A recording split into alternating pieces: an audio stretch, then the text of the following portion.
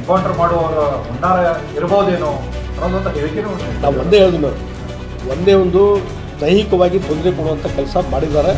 ಮತ್ತು ಅದು ಎಲ್ಲಿಗೆ ಹೋಗಿ ಮುಡ್ತದೋ ಗುರುತಿಲ್ಲ. ಈ ರೀತಿ ದೈಹಿಕವಾಗಿ ಹಲ್ಲೆ ಮಾಡುವಂಥದ್ದು ಬಹುಶಃ ಯಾವ ರಾಜಕೀಯ ನಾಯಕರ ಮೇಲೆ ಈ ರೀತಿ ಇಲ್ಲಿವರೆಗೆ ಮಾಡಿಲ್ಲ. ಇದು ಭಾಳ ದೊಡ್ಡದಾದಂಥ ಒಂದು ತಪ್ಪನ್ನು ರಾಜ್ಯ ಸರ್ಕಾರ ಮಾಡಿದೆ. ಅದಕ್ಕಾಗಿ ನಿನ್ನೆ ಹೇಳಿದ್ದು ನಾನು CM DCM ಇಬ್ಬರು ಕ್ಷಮಾಪಣೆ ಕೇಳಬೇಕು ಅಂತೇಳಿ. ಹೈಕೋರ್ಟ್ನವ್ರು ಏನು ಹೇಳಿದರು, ಈ ರೀತಿ ಕಾನೂನು ಬಾಹಿರವಾಗಿ ಅರೆಸ್ಟ್ ಮಾಡಿದ್ದು ಕಾನೂನು ಬಾಹಿರ, ತಕ್ಷಣ ಬಿಡುಗಡೆ ಮಾಡಂತ ಹೇಳಿದರು. ಹಾಗಾದರೆ ಕಾನೂನು ಬಾಹಿರವಾಗಿ ನೀವು ಕೆಲಸ ಮಾಡೋಂಥವ್ರು ಸಂವಿಧಾನದ ಬಗ್ಗೆ ನೀವು ಮಾತಾಡ್ತೀರಿ ಭಾಳ ಸಲ, ಸಂವಿಧಾನದ ಬಗ್ಗೆ. ಹಾಗೆ ಸಂವಿಧಾನದ ಬಗ್ಗೆ ಮಾತಾಡಲಿಕ್ಕೆ ನಿಮ್ಗೆ ಏನು ರೈಟ್ ಅದ? ಕಾನೂನು ಬಾಹಿರ, ಸಂವಿಧಾನ ವಿರುದ್ಧವಾದಂಥ, ಕಾನೂನು ಬಾಹಿರವಾದಂಥ ಅರೆಸ್ಟ್ ಮಾಡುವಂಥದ್ದು ಮಾಡಿದ ಮೇಲೆ ಇದು ಕಪಾಳ ಮೋಕ್ಷ ಇದೆ. ಹೈಕೋರ್ಟಿಂದ ಕಪಾಳ ಮೋಕ್ಷ ಈ ಸರ್ಕಾರಕ್ಕಾಗಿದೆ. ತಕ್ಷಣ CM DCM ಅವರು ಕ್ಷಮಾಪಣೆ ಕೇಳಬೇಕಂತ ಒತ್ತಾಯ ಮಾಡ್ತೀವಿ. ಸಿಟಿ ರವಿ ಅವ್ರನ್ನ ಎನ್ಕೌಂಟರ್ ಮಾಡುವವರ ಹುನ್ನಾರ ಇರಬಹುದೇನೋ ಅನ್ನೋದಂತ ಹೇಳಿಕೆನೂ ನಾವು ಒಂದೇ ಒಂದು ದೈಹಿಕವಾಗಿ ತೊಂದರೆ ಕೊಡುವಂಥ ಕೆಲಸ ಮಾಡಿದ್ದಾರೆ. ಮತ್ತು ಅದು ಎಲ್ಲಿಗೆ ಹೋಗಿ ಮುಡ್ತಿದೋ ಗುರುತಿಲ್ಲ. ಈ ರೀತಿ ದೈಹಿಕವಾಗಿ ಹಲ್ಲೆ ಮಾಡುವಂಥದ್ದು ಬಹುಶಃ ಯಾವ ರಾಜಕೀಯ ನಾಯಕರ ಮೇಲೆ ಈ ರೀತಿ ಇಲ್ಲಿವರೆಗೆ ಮಾಡಿಲ್ಲ. ಇದು ಭಾಳ ದೊಡ್ಡದಾದಂಥ ಒಂದು ತಪ್ಪನ್ನು ರಾಜ್ಯ ಸರ್ಕಾರ ಮಾಡಿದೆ. ಅದಕ್ಕಾಗಿ ನಿನ್ನೆ ಹೇಳಿದ್ದು ನಾನು CM DCM ಇಬ್ಬರು ಕ್ಷಮಾಪಣೆ ಕೇಳಬೇಕು ಅಂತೇಳಿ. ಹೈಕೋರ್ಟ್ನವ್ರು ಏನು ಹೇಳಿದರು, ಈ ರೀತಿ ಕಾನೂನು ಬಾಹಿರವಾಗಿ ಅರೆಸ್ಟ್ ಮಾಡಿದ್ದು ಕಾನೂನು ಬಾಹಿರ, ತಕ್ಷಣ ಬಿಡುಗಡೆ ಮಾಡಂತ ಹೇಳಿದರು. ಹಾಗಾದರೆ ಕಾನೂನು ಬಾಹಿರವಾಗಿ ನೀವು ಕೆಲಸ ಮಾಡೋಂಥವ್ರು ಸಂವಿಧಾನದ ಬಗ್ಗೆ ನೀವು ಮಾತಾಡ್ತೀರಿ ಭಾಳ ಸಲ, ಸಂವಿಧಾನದ ಬಗ್ಗೆ. ಹಾಗೆ ಸಂವಿಧಾನದ ಬಗ್ಗೆ ಮಾತಾಡಲಿಕ್ಕೆ ನಿಮ್ಗೆ ಏನು ರೈಟ್ ಅದ? ಕಾನೂನು ಬಾಹಿರ, ಸಂವಿಧಾನ ವಿರುದ್ಧವಾದಂಥ, ಕಾನೂನು ಬಾಹಿರವಾದಂಥ ಅರೆಸ್ಟ್ ಮಾಡುವಂಥದ್ದು ಮಾಡಿದ ಮೇಲೆ ಇದು ಕಪಾಳ ಮೋಕ್ಷ ಇದೆ. ಹೈಕೋರ್ಟಿಂದ ಕಪಾಳ ಮೋಕ್ಷ ಈ ಸರ್ಕಾರಕ್ಕಾಗಿದೆ. ನಿಮಗೇನು ಅನಿಸ್ತೈತ್ರಿ, ಇದು ಯಾಕೆ ಅವರ ಸಿಟಿ ರವಿನ ಇಷ್ಟು ಟಾರ್ಗೆಟ್ ಮಾಡಿದಾರೆ ಅನಿಸ್ತೈತ್ರಿ? ಏನಾದರೂ ಹಿನ್ನೆಲೆ ಹಿಂದೆ ಏನಾದರೂ ಬೇರೆ ಏನಾದರೂ ಘಟನೆಗಳು ನೋಡಿ, ಒಂದು BJP ಇತ್ತೀಚಿನ ದಿನಗಳಲ್ಲಿ ಯಾವಾಗ ಸಿದ್ದರಾಮಯ್ಯವರು ಮೂಢ ಹಗರಣ ಹೊರಗೆ ಬಂತು, ಭ್ರಷ್ಟಾಚಾರದ್ದು, ಮತ್ತು ವಾಲ್ಮೀಕಿ ಹಗರಣ ಹೊರಗೆ ಬಂತು, ಅದಾದಮೇಲೆ ಎಲ್ಲಿವರೆಗೆ ಅವರು ರಾಜೀನಾಮೆ ಕೊಡುವಂಥ ಪರಿಸ್ಥಿತಿ ನಿರ್ಮಾಣ ಆಗಿದೆ. ಇವತ್ತು ಇದೆ ಪರಿಸ್ಥಿತಿ.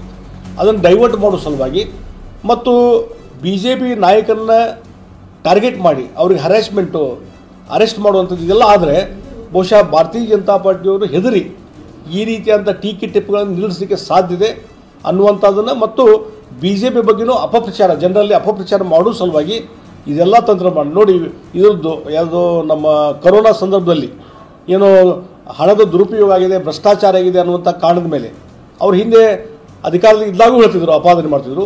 ಮತ್ತು ಸಿದ್ದರಾಮಯ್ಯವರು ಅಧಿಕಾರಕ್ಕೆ ಬಂದ ಮೇಲೂ ಸಹಿತ ಅದು ಅಪಾದನೆಯನ್ನು ಮುಂದುವರಿಸಿದರು. ಮತ್ತು ಅದಕ್ಕಾಗಿ ಎನ್ಕ್ವೈರಿ ಒಂದು ಕಮಿಷನ್ ನೇಮಕ ಮಾಡಿದರು. ಆ ವರದಿ ಇನ್ನೂ ಬಂದಿಲ್ಲ. ಜಸ್ಟಿಸ್ ಕುನ್ನಾ ಅವರು ಒಂದು ಇಂಟೀರಿಯಂ ರಿಪೋರ್ಟ್ ಆಧಾರ ಮೇಲೆ FIR ಮಾಡಿದ್ರು. ಬಹುಶಃ ನನ್ನ ರಾಜಕೀಯ ಜೀವನದ ಇತಿಹಾಸದಲ್ಲಿ ನಾನು ಮುಖ್ಯಮಂತ್ರಿ ಕೆಲಸ ಮಾಡಿದ್ದೀನಿ, ಬೇರೆ ಇಲಾಖೆ ಮತ್ತು ಬೇರೆ ಬೇರೆ ಎನ್ಕ್ವೈರಿ ಕಮಿಷನ್ ನಾವು ನೋಡಿದ್ದೇನೆ.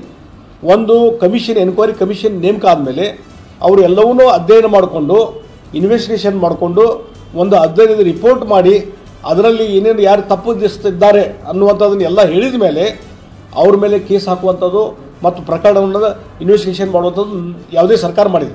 ಇಲ್ಲಿ ಯಾವುದೂ ಇಲ್ಲ. ಜಸ್ಟಿಸ್ ಕುನ್ನಾ ಅವ್ರದ್ದು ಇಂಟೀರಿಯಂ ರಿಪೋರ್ಟ್ ಕೊಟ್ಟಿದ್ದಾರೆ.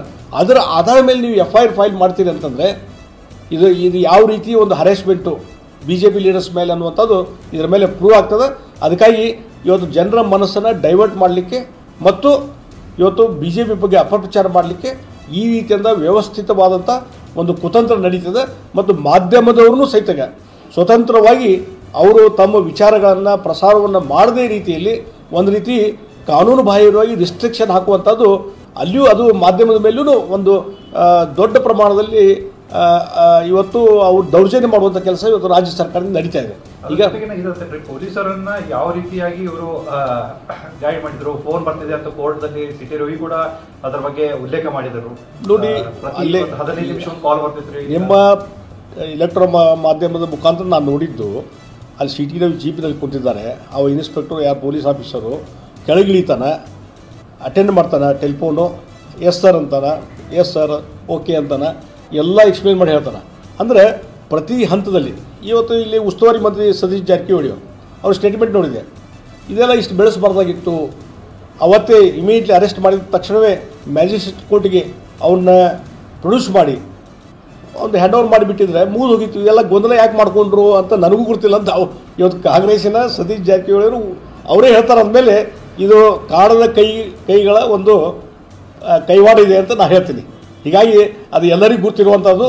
ಕಾಣದ ಕೈಗಳು ಆ ಹಿನ್ನೆಲೆ ಇಟ್ಟುಕೊಂಡು ಇವತ್ತು ಇದನ್ನು ಎಲ್ಲೇ ನೋಡಿ ಇಂಥವೆಲ್ಲ ಭಾಳಷ್ಟು ಪ್ರಕರಣ ನಾನು ನೋಡಿದ್ದೀನಿ. ನಾನು ಸ್ಪೀಕರ್ ಕೆಲಸ ಮಾಡಿದ್ದೀನಿ, ಮುಖ್ಯಮಂತ್ರಿ ಕೆಲಸ ಮಾಡಿದ್ದೀನಿ, ವಿವಿಧ ಇಲಾಖೆ ಮಂತ್ರಿಯಾಗಿ ಕೆಲಸ ಮಾಡಿದ್ದೀನಿ. ಅಸೆಂಬ್ಲಿಯಲ್ಲಿ ಸಾಕಷ್ಟು ಎಮೋಷನ್ ಡಿಸ್ಕಷನ್ ಆಗ್ತದೆ, ಪ್ರತಿವಾದ ಆಗ್ತದೆ, ಮತ್ತು ಬೇರೆ ಬೇರೆ ರೀತಿ ಅನ್ಪಾರ್ಲಿಮೆಂಟರಿ ಶಬ್ದ ಪ್ರಯೋಗಗಳು ಆಗಿದ್ದಾವೆ.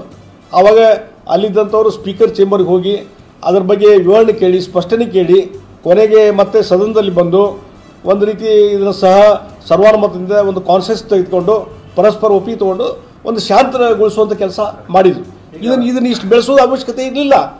ಕೆಲವು ವ್ಯಕ್ತಿಗಳ ಒಂದು ಪ್ರತಿಷ್ಠೆ ಸಲುವಾಗಿ ಇವತ್ತು ಈ ರೀತಿಯಾದಂಥ ಒಂದು ಪ್ರಕರಣವನ್ನು ಅಲ್ಲಿಯೇ ಸದನದಲ್ಲೇ ಮುಗಿಸುವಂಥದ್ದನ್ನು ಇವತ್ತು ಇಲ್ಲಿವರೆಗೆ ತೆಗೆದುಕೊಂಡು ಬಂದಿದ್ದಾರೆ.